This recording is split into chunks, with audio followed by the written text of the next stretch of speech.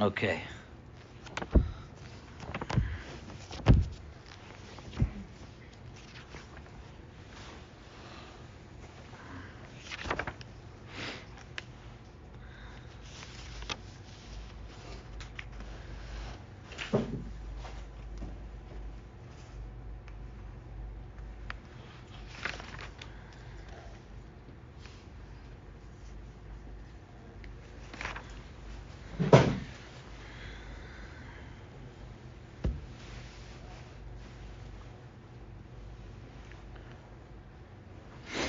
Okay. Thank you for being here in person. It's a lot easier. It worked last week, Baruch Hashem, Yeah. but Leslie, your video wasn't on. I know. I kept waiting for you to answer, and he was hinting for you to respond. He's like, nobody's on video. I didn't hear you say that. Yeah. Because I figured you're on the phone. At least I wanted to see one of the cats. Oh. They were right in front of the computer. Yeah. All right, I'll know for next time. Okay. This week, Parshas Vayechi, so full of important things to focus on, but let's try to focus in on one. So in Parshas Vayechi, Yaakov Avinu says the Birchas Yaakov, he gives brachas to his children. Incredible brachas he gives. Yehuda, he gets the bracha of Malchus. Each one, you could go through the Targum, the Rashis, beautiful brachas. Except for those that don't get brachas. Some of them he skips. He doesn't skip them, not giving them brachas. He actually does worse. He gives them Mussar, maybe even klalos. So, Ruvain gets Mussar for Averas that he did. Shimon and Levi, boy do Shimon and Levi get it. Boy do they get it. Arur apam ki az. Cursed is their anger, which is strong. The evrasam ki kashasa, and their fury, which is difficult. Not easy. And in the end of the Birchas Yaakov, it kind of ends off, and then it says an interesting thing. It says, Kol Eila Shivtei Yisrael Shneim Asar. These are all the 12 Shvatim. Just imagine, you have to imagine for yourself the 12 Shvatim coming in front of Yaakov. And this one, boom, this one, boom, this one, boom, this one. Beautiful bracha, beautiful bracha. You imagine the feeling in the room. It's not easy, And Kol Eila Shivtei Yisrael Shneim Asar. These are the 12 Shivtei Yisrael. This is what their father said to them. And he blessed them. Ish asher kivir kasai beirach oisam. Each one got the bracha that they deserved. So Rashi says, this is the bracha that he gave them. But aren't there some that he didn't give a bracha to? He just gave strong Mussar to? Not each one got a bracha. See, he says, no, that's why it says in the end, it says, these are the 12 Shvatim, Vayevarech Oisam. He gave them all a bracha. Now so that's nice. They all got a bracha. In case you were worried, Reuven, Shimon, and Levi also got brachas. But I think that there's a massive difference between getting a bracha that's written in the Torah for all generations and getting a bracha that he said, you, Shimon and Levi, you got angry, you destroyed Shechem, you kidnapped Yosef, you're going to have this einish and that einish, which we'll talk about, and all of these terrible things. By the way, I want to give you a bracha. You should all be Talmidei Chacham. That's what it sounds like, right? Because what came about, what he was giving them, was klalos. And then at the end it says, he gave them a bracha. You're feeling better now? He gave them a bracha. But what about being in the Torah? What about being connected to eternity? What about being connected to the divine? Being connected to the Torah that existed before the world was created? That's a big deal. That's not a small thing. That's a really big deal. Oh no, don't worry. They got a bracha. that doesn't help.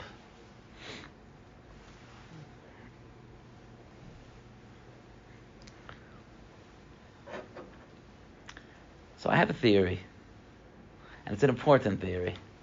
But let me share it with you by just discussing another Rashi, which I think may be horrifying for you to listen to.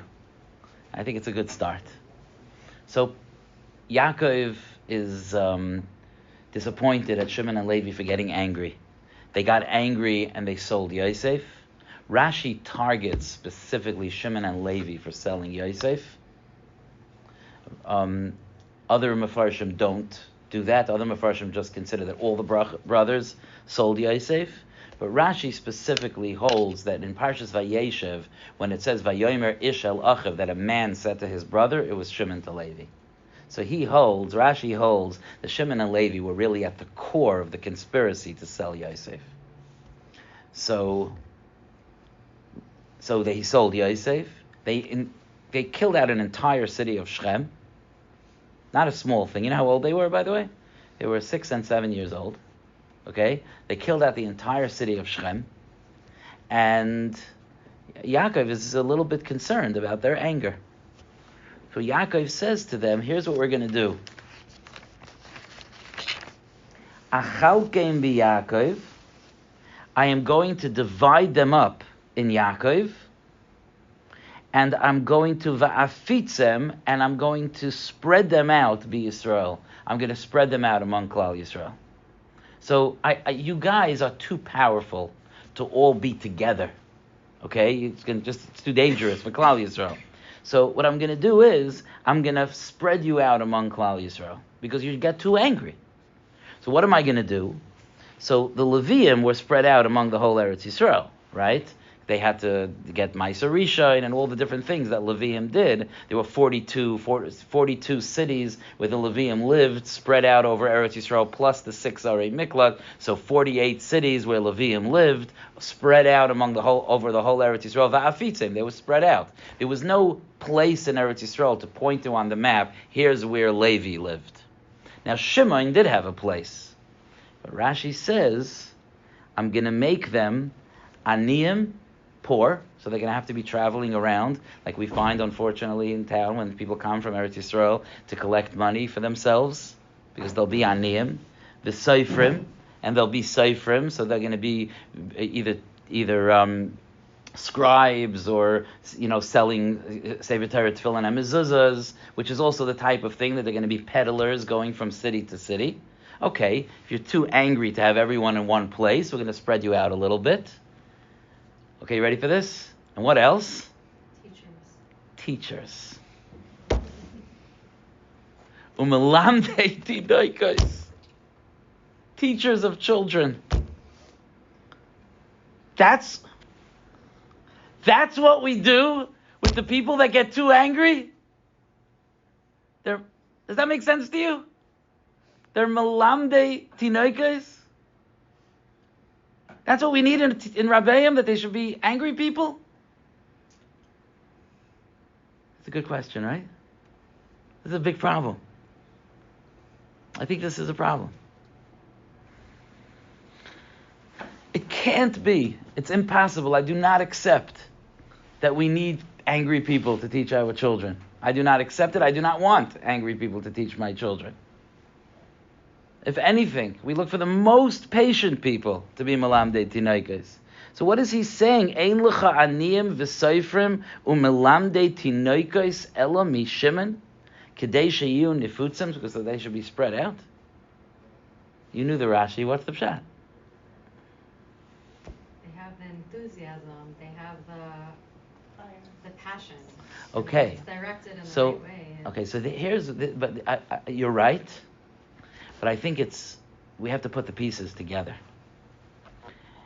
Clearly, Mrs. Shapiro is right. And clearly it must be that there is some midah that exists within a person that has the tendency to get angry.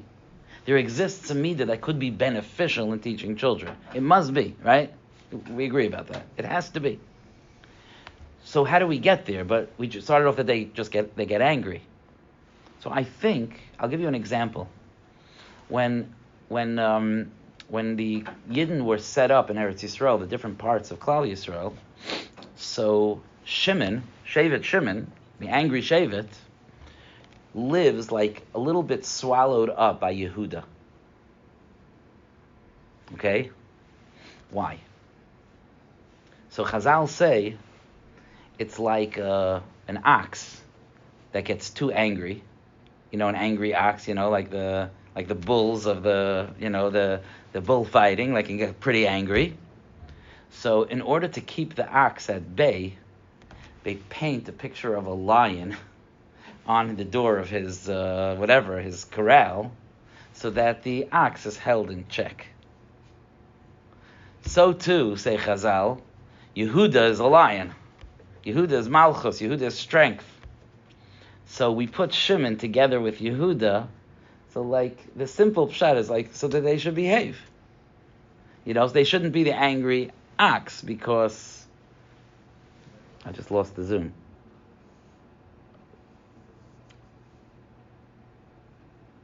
There we go. They shouldn't be the angry ox because Yehuda will be there to set them straight. When I first learned this Chazal, I was very disturbed from it. Because, Shimon is a shevet in Klal, so it really sounds like we're just like you're scared that someone's going to get too angry, so you put him next to a really strong guy to keep him in check. It just doesn't sound like these are the shiftei ka. And then I realized what the pshat is. I'm going to get back to what you said, but I realized what the pshat is. It's not that Shimon has a bad midah, and we need him to be next to Yehuda to keep the midah in check. It's that Shimon has a midah. It's not good or bad. That if it's unchecked, it could become bad. It could be expressed wrong. That's if it's unchecked. But if he's next to Shevet Yehuda, it will bring out the best in him. We have that, don't we? That we have different midas, but don't we have those people in our lives that when we're with them, we just bring our best selves to the table?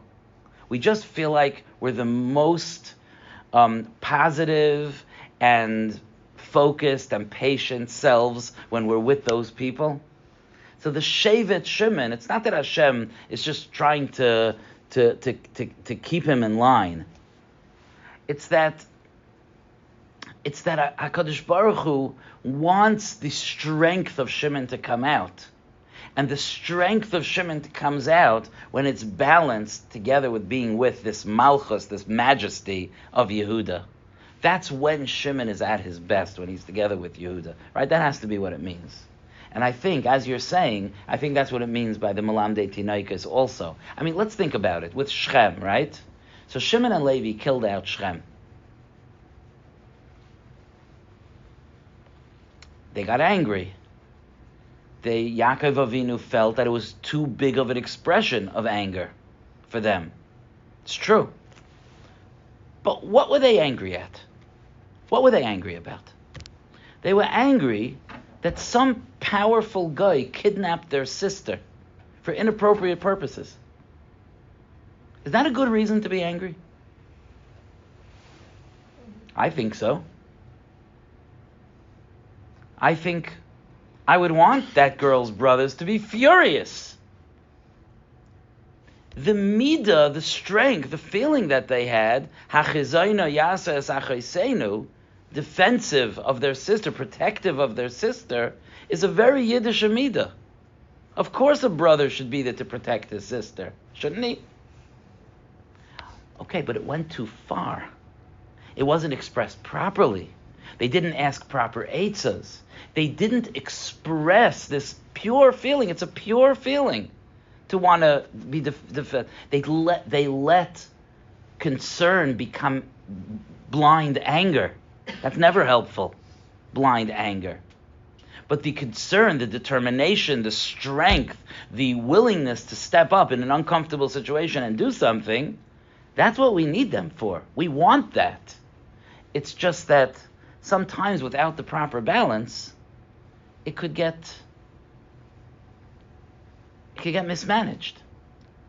And this happens sometimes with our best midas. Sometimes we could take it a little too far. We go a little too far with our best midas. Maybe I'll circle back to this a little later, but the Mesilas Yesharim talks about giving Mussar. So, it says in the Torah that you should rebuke someone who does something wrong. It says in the Torah to do that. Now, of course, Chazal say kashem mitzvah loymar davar hanishma, kach mitzvah shaloi loymar davar shaloi nishma. Just like it's a mitzvah to say that which will be heard, it's also a mitzvah not to say that which will not be heard. Because you spoil things when you give mussar to someone who's not ready to hear it. Right? It's counterproductive. That's true. So someone who's I'm just giving an example, let's say someone who's a unbelievable meichiach, he gives great mussar. He's the right person to give mussar. He's in a position to help people choose the right path. That's a midah. And it's a good midah when it's done for the right reasons. But can't we imagine that midah being overused, being extended to where it's negative? And every midah is like that. The best midahs could be too much. Imagine the woman that's an incredible balas chesed. Every time they post to make a meal, her name is on that list. She's out there helping. She's doing. She's cooking. Could that be too much? I think we all know we have responsibilities. We have responsibilities to our families. They're our first responsibility. I spoke to a beautiful, beautiful guy today, a very, very, very, very special person. And he was telling me that he's newly married. He got married about 6 months ago. And he was telling me that he's noticing that his father's going through a tough time. And he's concerned about his father. He notices when he goes to visit his parents that his father's not in a great place. Beautiful. He sat down with his Rebbe to discuss this. He's concerned about his father. Good midah? Check. Good midah? But of course, my job as a Rebbe was to say, that's wonderful. We'll talk in a few minutes about what maybe you could do for your father. But I need to remind you that your first responsibility is to your wife and your home that you're building. And that you're not being selfish when you do that. You're being selfless because you're laying a foundation now for your whole future. And right now you need to be focusing on what you and your wife are building. Outside of that, we'll focus on your father. But that can't be, your wife can't be saying, where's my husband? He's busy taking care of his father when you're a newlywed. Mrs. Feld, I don't know what's going on with the Zoom. It's jumping in and out, but we have a recording, so. Yeah. Anyway, believe it or not, I think that that's pshat in what we started with. I think that Yaakov Avinu gave each shevet a bracha. Rashi says he gave them a bracha, but the first three he gave Mussar to. And we're like, so what? He says, no, he gave them a bracha also. What bracha did he give Reuven? What bracha did he give Shimon? What bracha did he give Levi? I believe the Mussar was the bracha. Because helping them focus their midah to be positive, that's the greatest bracha. Reuven was criticized for being impulsive. Right? He was too fast. Pachas kamayim. He was too fast. He was impulsive. Impulsive could be a very, very negative, destructive midah, right? But isn't that just a small step away from having zrizos? Isn't that a small step away from being the person that's willing to step up, from being the person that's willing to go the extra mile, that's willing to do something, that's willing to dare, that's willing to have the courage? It's a slight step away. So when Yaakov gave Reuven Mussar for being impulsive, wasn't he really developing a midah in him? Let's work on that impulsivity because you are a zariz, because you're someone who gets things done, because you're an action person. Shimon and Levi have a tendency to anger, each one a little different. They have a tendency to anger. Yaakov gives them Mussar. He doesn't curse them. I said a curse, but I was wrong. He doesn't curse them. He curses their anger. Arur apam, he curses their anger. He helps them work on the midah He helps them improve their midah. That's what he helps. That's what he works on them with. I think this is so important for us, and it's important to think about in terms of the people that we have an influence on, our children, students, and so on. Today's norm is that people are tough on themselves, and people notice their bad midas, and people criticize themselves and are very, very down on I have this bad midah, I have this bad midah. I was sitting with someone today, there was a little bit of Mussar given, and the person's reaction, I'm a shmata.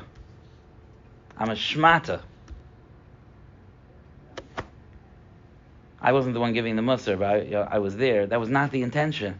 The intention was to help the person be more effective. The intention was to help the person with a challenge. But what's the person's reaction as soon as they get Mussar? I'm a shmata. I'm nobody. That's not the intention of Mussar. And I'm not talking about the Mussar that we get from other people. We don't even get so much Mussar from other people, like real Mussar. I'm talking about the Mussar that we give ourselves. To recognize that every difficult midah that we struggle with, hiding right there as our positive midah. Right there, hiding right there. That woman that's out there doing, and we have to tell her, calm down. You have to focus on your own kids have to eat supper too. And we're doing that with her. There's a good midah there. It needs to be worked with. And even sometimes midahs that we think are super negative. So often, if we look carefully, we'll discover the beauty in the midah, the ratzain tov in the midah, the goodness of the midah. And we see this from Yaakov Avinu. We see that if indeed he gave a bracha to all 12 shvatim, and to some of them it's on the surface a bracha, and to some of them it's on the surface not a bracha, to recognize that no, they all got a bracha. They all walked out of there inspired.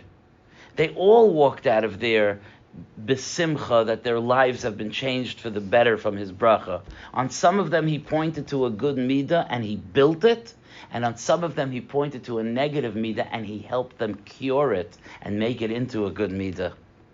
And we could do that. Sometimes the way to focus on ourselves is to think about that very, very thing that gets us so down on ourselves, and to ask myself, where's the good in that midah?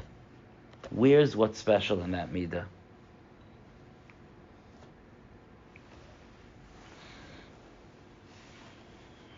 I want to just talk for a few minutes about giving teichacha, because was the heater too successful? Is it getting hot in here, or it's good? Good. What? Good. Okay. You could shut it off if you want. I don't know how many of you were here when we walked in, but it was like a refrigerator in here when we walked in.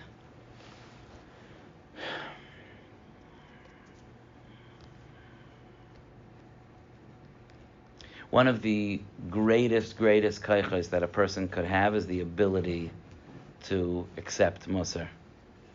It's very rare, Bizman Hazeh, to really have the ability to do that. We get easily insulted when people give us Mussar. I just want to point out, when you said that, maybe you could have said something different. I'm talking about even nice Mussar. We get easily insulted. For Rabbanim, it's a hard thing, because one of the jobs is to give Mussar. But we can't really give Mussar. We can give encouragement. We can't really give Mussar. We're not ready for Mussar. Am I wrong? No, we get testy. Why is that? Why is it so hard for us to accept Mussar? If I would ask anyone, are you perfect? You think you would be like, yeah. But that's what you would do? No. Everyone's like, I'm not perfect. Oh, you're not perfect? Can I point out one of those areas that you're not perfect? Chutzpah? Who do you think you are? Why? Why is it? And a lot of it is because we don't have confidence. And you know what it is also? When we get Mussar, we think it defines us. If someone asks you to do something different, or to point out a negative thing about you, or a negative thing that you do, that means I'm negative. That means I'm bad. That means I'm low. Right? That's how we translate it. And it doesn't mean that. But in this generation, we're very sensitive, and that's what it means. And it's important to try. It's important to try to open ourselves up to be able to hear Mussar. I'm not talking about when people are in an argument and they're screaming at each other. Of course, it's hard to hear Mussar then. I'm talking about when Mussar is given right. People that have the ability to hear Mussar are the luckiest people in the world, because none of us are really objective about ourselves. It's impossible. Adam karoiv eitzel atzmei. Chazal tell us a person is a karoiv to himself.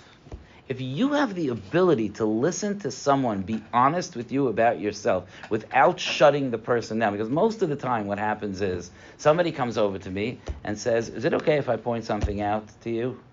And I say, of course it's okay. Right? Of course. I'm not perfect. I was noticing that you space out when you're davening. I was thinking maybe we could try to come up with an eitzah. You could not space out. Chutzpah? You think I space out when I'm davening? That's what happens. Or something like that. Not only that, not just the one-on-one. It's rare today that people even try to give Mussar one-on-one. Even barabim. Even when someone is speaking to a room of 1,000 people, if he says something strong, people walk out insulted. Half the room is like, yeah, the other half should hear that. And then the other half is like, chutzpah, who does he think he is to judge us? Right? And it's normal. We have those feelings. I just want to point out that the ability to hear Mussar and to be able to make a change based on the Mussar that we hear is a superpower. It's the way that we could continue to develop and grow. It can make us shine. It brings out our good midas. We don't see ourselves so clearly.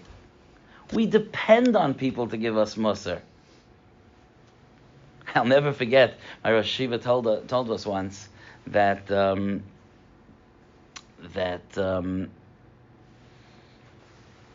forget who it was. It was a maybe the Dubno Magid. I don't remember. There was a Magid that came to Slobodka, and he was going to give in the shul, not the yeshiva. He came to the city, and he was going to give a shmooze in the city, like Magidim used to do, which they you know what a Magid did. Now we just think of Rabbi Pesach Kron, but a Magid used to be someone that would go from city to city and would tell stories and say the Divrei Torah and weave in Mussar to the people based on what they needed. In a very emotional way. Shalom Shadron used to do that. And he gave strong Mussar sometimes, but he would weave it in a way that was like you were able to hear. Now the Alter from Slobodka was the Mashgiach in the yeshiva. He had a very specific way that he was machanech. He didn't want his talmidim to go to someone else's shmooze because it's like they were in a certain program, So he called in, I don't remember the exact details, but he called in people that went to that shmooze that they should not have gone to this shmooze from the Maggid in town. And my Rosh Yeshiva said, never mind that the Alter from Slobodka himself went to the shmooze, sat in the front, and cried through the entire shmooze. As a mechanech, he wanted to deal with his bacher, but he wanted to hear teichacha. He wanted to hear. There were big tzaddikim that used to call people to give them teichacha, and it wasn't always pretty. The Beis Yosef, the author of the Shulchan Aruch, he used to have a malach that used to come to him. He wrote it down. There's a sefer called Magid Meisharim. The Rabbi Yosef Karei had a malach that used to come to him and lace into him, give him strong Mussar. Okay, you may think if a malach gave me Mussar, I wouldn't be so insulted. I hear that, but still, there's something to speak of. For me, hearing Mussar is not easy. And the hardest thing is when I hear Mussar from people that I feel like they're not 100% l'shem shamayim, that they are just being critical. But even then, it really is wise for me to listen, even if they're just being critical. But for me, I could listen, and I could grow from that. And I've had situations like that. But I remember a few scenarios where I got out of the blue Mussar in a gentle way, and it was like, it made it like a welcome shift in the way that I do things. Halavaya should be able to hear more Mussar and be makabel more Mussar. So I'll just give you two tiny examples. This goes back a couple of years, but they're still good examples. Just a subtlety. I was in Eretz Yisrael, and my Rosh Hashiva was my Rosh Hashiva came to my best friend's chasana, and he was very close to my friend. And my Rosh Hashiva, as you know, was not zeicha to children of his own. So when he came to a Talmud's chasana, that was like the closest that we saw him by a child's wedding. And I came home. I don't know, some of you may remember a time that we used to send faxes home from, remember those days? What? From camp. But we used to, from Eretz Yisrael, we had a fax machine. My parents, my in-laws had fax machines. That was the norm.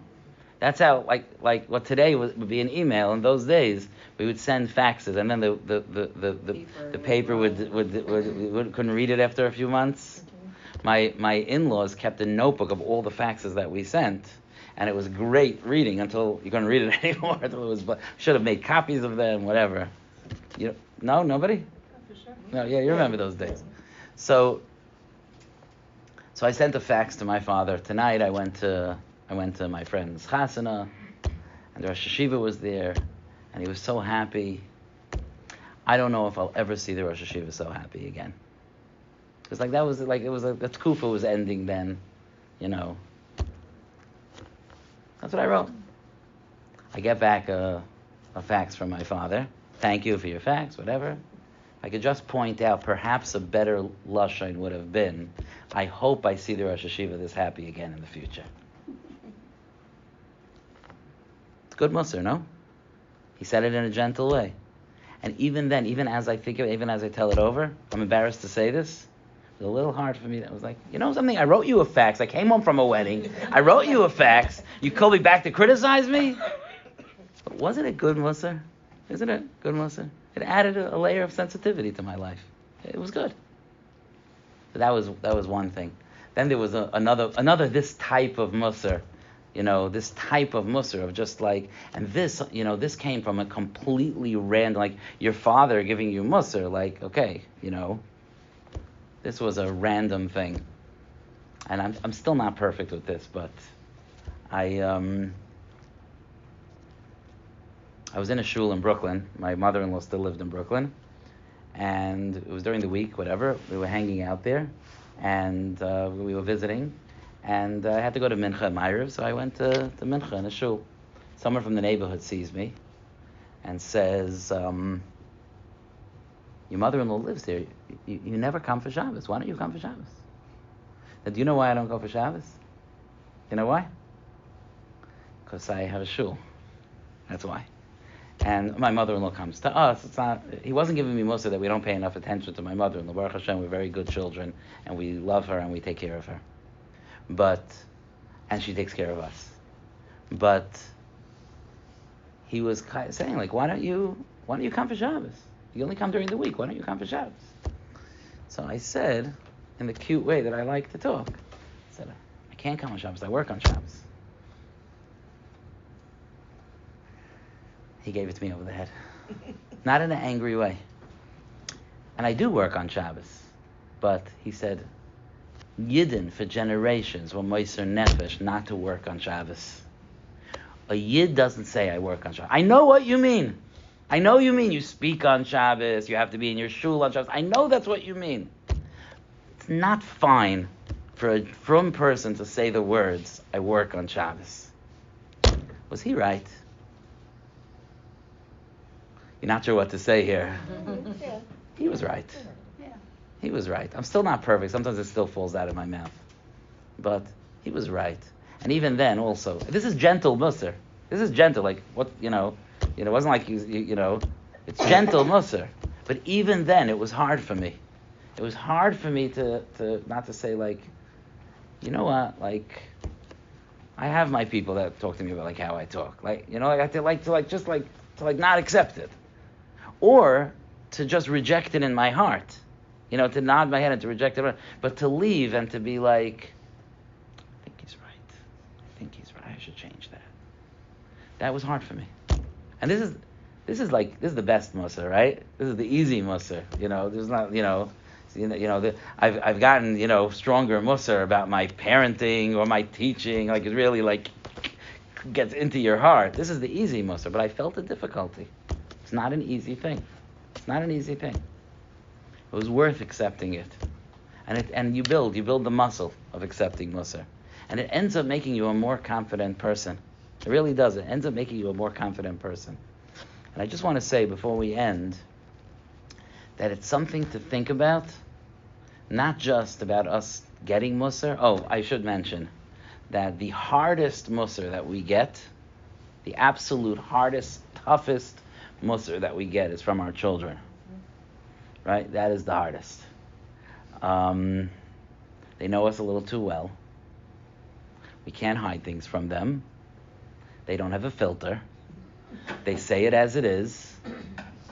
And they're often right. Now, they're often not right in the way that they say it.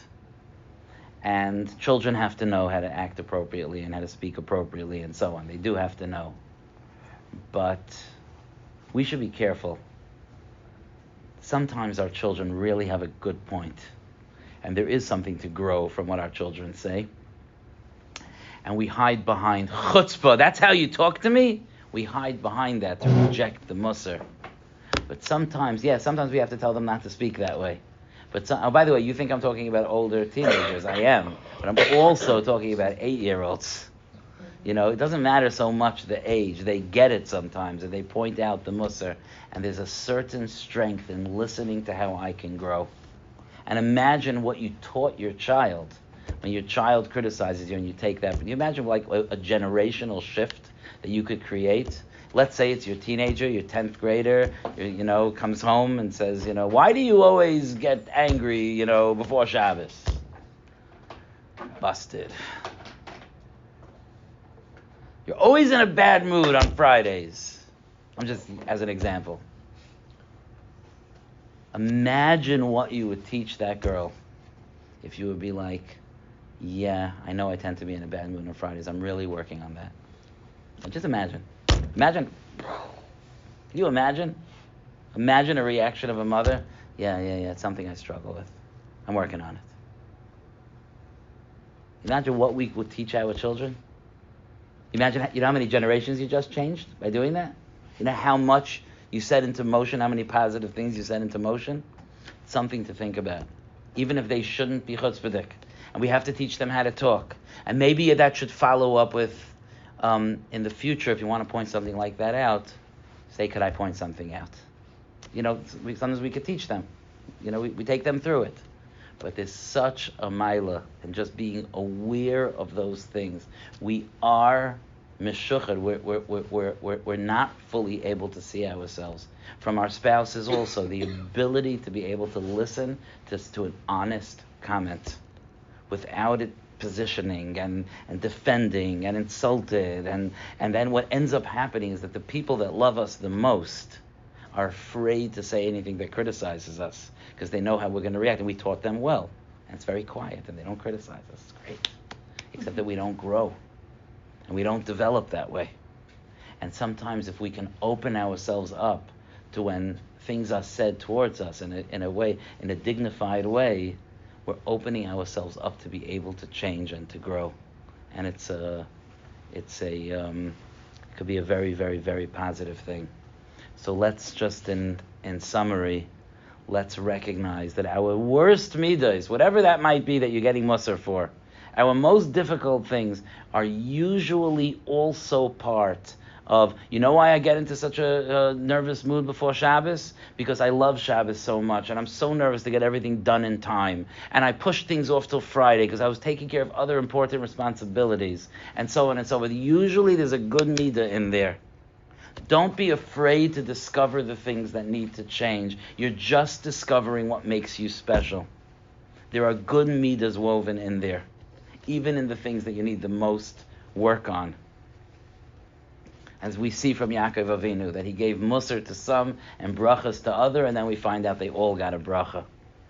And from Shimon, who we were able to set up to teach children, even though the midah that we were trying to fix was anger. But we know that if we put him in the right scenario where all of Shevet Shimon is not together, and we position him in a way that he could be successful, like you said about enthusiasm or strength or dedication or consistency, whatever that strength that they bring to the table, that we do need in our Rabbeim. You know, the energy that we do need in our Rabbeim, and we want it, and to be protective of our children. That we want. That a little anger will take. If he's going to be fiercely protective of the children that we give him to teach, we're very happy with that anger. That we want. So there's a midah there to be revealed, and for us to work on it. It's going to come up for all of us in the next day or two. You'll see, because that's how Hashem runs the world. Someone's going to say something. Someone's going to say something to me. Someone's going to say something to you, and there's going to be an opportunity to grow from what's said, or to just build a wall and to reject it. And again, you don't have to reject when people say things not nice. You don't have to accept when people say things not nicely to you. You should be spoken to respectfully. You should be spoken to nicely. You should be spoken to in a way that shows that the person speaking to you respects you. But whether you are or not, we have opportunities to grow when people say things to us. Let's give ourselves that gift of being able to see ourselves from another perspective and to see. And you may hear criticism and really think about it and really process it and then say, yeah, I was wrong. It's not negaya. That may happen, but let's do that. Let's listen and let's work on it. Imagine the godless that we'll be unleashing when all of our midas can be focused towards the good. Yashikayach. Thank you.